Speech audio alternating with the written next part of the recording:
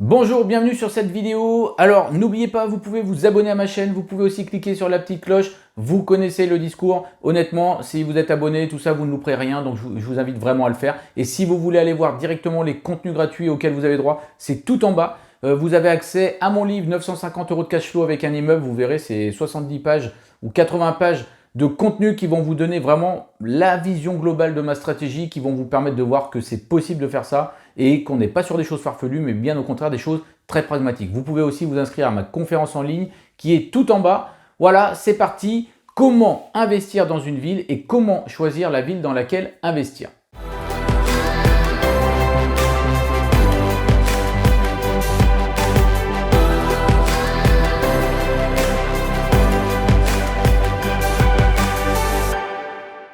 En petite introduction, avant de commencer, n'oubliez pas qu'évidemment, avant de choisir une ville, il faut savoir ce que l'on cherche. C'est important d'avoir des connaissances, d'avoir des règles de calcul en tête. Je le répète, je le redis, malgré tous les détracteurs de formateurs que l'on peut entendre, moi je vous le dis, avoir des connaissances théoriques, c'est hyper important. Ça va vous permettre de clarifier les choses, de visualiser et en plus, ça va vous permettre de savoir pourquoi vous cherchez une ville et savoir comment vous allez tester les paramètres dans cette ville. Alors la première des choses qui est très importante à mon sens, il faut savoir tester une ville et tester la demande locative. Quand je dis tester la demande locative, il faut vraiment voir ça de manière large et de manière finalement assez pointue. On va faire des tests sérieux qui vont vous apporter des vraies réponses. Je le dis tout de suite, je fais la parenthèse tout de suite, même si je vais y revenir certainement plusieurs fois.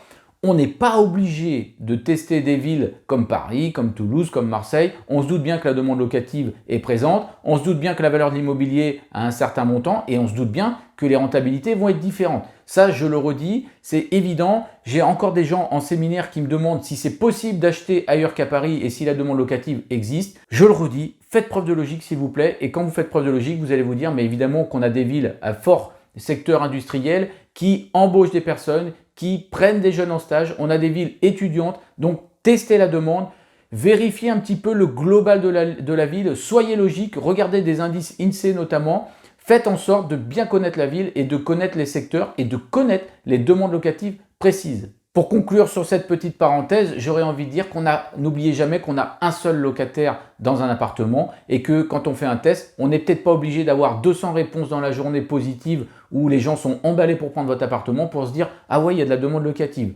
Moi, dans mon programme IMO Meublé Pas à Pas, je précise clairement qu'à partir d'un certain nombre de réponses, on estime que la ville, elle est OK. Et je le redis, vous n'aurez qu'un locataire dans votre appartement en même temps, sauf évidemment si vous faites de la colocation. En ce qui concerne les tests, vous devez les varier, que ce soit en termes de taille d'appartement, que ce soit en termes de différentes stratégies locatives. En fait, l'idée, c'est d'avoir une vue globale sur ce qu'il est possible de faire et ce qui a l'air de fonctionner en fonction des prix. Alors, vous devez tester des prix, mais ça, à la rigueur, ça va se faire progressivement. Pour tester des prix, je rappelle que ça peut être plus intéressant de tester avec des prix plus élevés au départ pour voir si vraiment on a une forte demande à certains tarifs et redescendre progressivement si on voit qu'on n'a pas de demande à un certain tarif.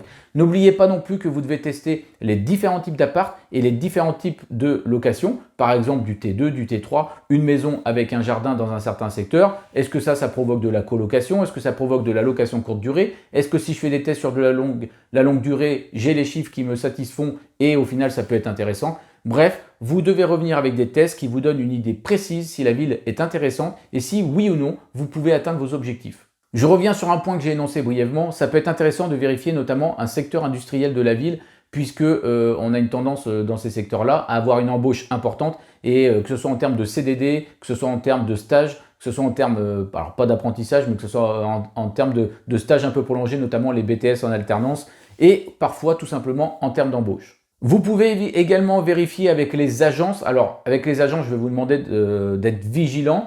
Alors, pourquoi vigilant? Le fait que les agences vous disent « oui, il y a une forte demande », c'est très bien.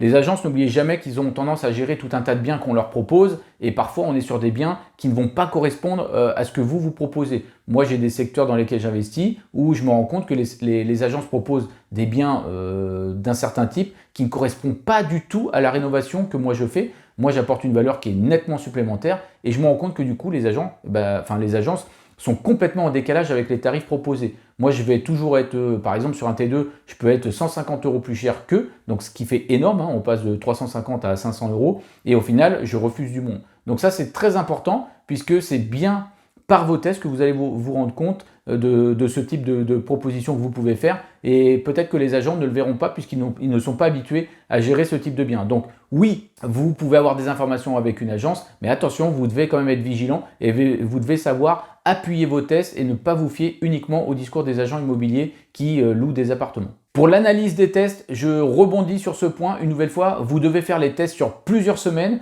parce que vous n'êtes pas à l'abri de faire un test si vous le faites que pendant une semaine. Vous n'êtes pas à l'abri que ça soit une période un peu creuse et au final, vous n'aurez pas de vraie réponse. J'ai envie de dire que les tests, avant de faire vos achats, avant de bien connaître la ville, vous pouvez tout à fait les faire sur 3 semaines, 1 mois pour vous rendre compte, quitte à mettre un certain prix sur le bon coin notamment pour avoir des remontées en tête de liste, peu importe. Faites le test comme vous l'imaginez, mais vous devez ressortir avec des vraies informations.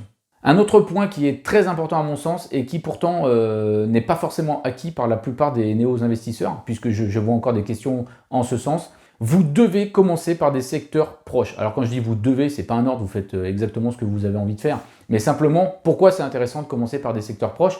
Parce que souvent, on ne se rend pas compte, mais on a une réelle demande dans ce type de secteur, dans les secteurs qui sont à côté de chez nous. On est aussi souvent confronté au fait de bien connaître la ville et donc de connaître encore de manière plus pointue, c'est-à-dire quel type d'industrie, quel type d'entreprise, quel type de faculté. Et en plus, on va connaître précisément certains secteurs qui pourraient être potentiellement plus intéressants à la location ou même à la revente. Donc vraiment, je vous invite à commencer par les secteurs et à ne pas courir dans toutes les villes où c'est intéressant. Je vois souvent des choses à télécharger, les 10 villes dans lesquelles investir, les 100 villes les plus locatives. Ok, bon, ça peut être intéressant, il y a eu des études faites par des personnes, pourquoi pas. Mais honnêtement, commencez toujours, mais toujours par le secteur qui vous entoure et notamment par des villes qui vont être proches. Hein. Des fois, c'est celle dans laquelle vous habitez, à laquelle vous ne croyez pas alors que ça se trouve, vous avez été vous-même locataire. Et parfois, c'est une ville qui est à quelques kilomètres dans laquelle on n'a même pas pensé. Donc, commencez comme ça et vous allez voir que déjà, vous allez vous apaiser, vous n'allez pas courir partout. Et honnêtement, courir partout parce que vous savez qu'un copain ou qu'un investisseur a investi dans telle ou telle ville, ça n'a que très peu de sens sur le long terme. Ma conclusion sur les villes où investir, c'est que souvent on a de magnifiques choses sous les yeux alors qu'on ne se rend pas compte du tout du potentiel. Et là, je parle autant des villes dans lesquelles investir que des quartiers, que des biens qui sont proposés. Croyez-moi, des astuces pour trouver des biens immobiliers, il y en a. Je ne dis pas que la concurrence n'est pas farouche dans certains secteurs, je ne dis pas qu'il ne faille pas se dépêcher, mais croyez-moi, il y a des techniques qui ne sont que très peu employées et qui au final permettent de dénicher des biens avant tout le monde, tranquillement, sereinement, sans se presser. Bon, voilà, c'est ma conclusion. Choisissez bien votre ville. Ne perdez pas de vue que la ville locative intéressante est peut-être sous vos yeux. Vous avez peut-être été locataire vous-même dans cette ville. Vous avez certainement quelque chose proche de chez vous qui va vous permettre de faire de belles rentabilités, de beaux achats immobiliers, bien évidemment sous certaines conditions. Et ne perdez pas de vue que finalement, c'est bien vos tests et l'analyse de vos tests qui vont vous permettre de faire vos choix et non pas le téléchargement d'un guide des 10 plus belles villes du monde dans lesquelles investir. Voilà, c'est fini pour cette vidéo. Je vous invite à vous inscrire à ma chaîne et à vous abonner et aussi à mettre la petite cloche pour avoir toutes les vidéos en temps et en heure. Et je vous dis à très bientôt.